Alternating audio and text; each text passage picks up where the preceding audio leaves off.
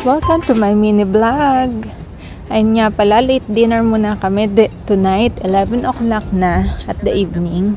At pumunta kami ulit for the second time around sa night market na pinagkainan namin.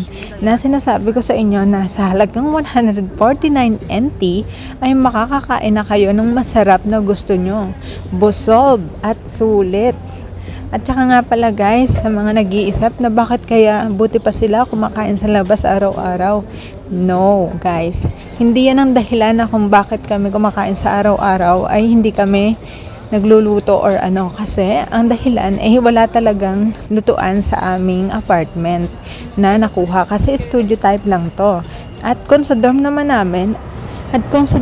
po namin ay bawal din po namang magluto. Kaya wala pong choice. Kasi karamihan po ng tao dito sa Taiwan ay talagang kumakain lang sa labas. At kokonti lang po yung mga taong merong bahay na merong lutuan.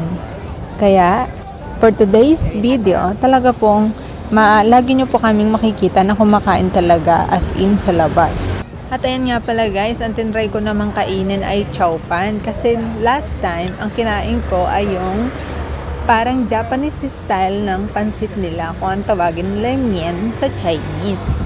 Mian, chow mian, or ano man yan. Basta mian, ganun yun.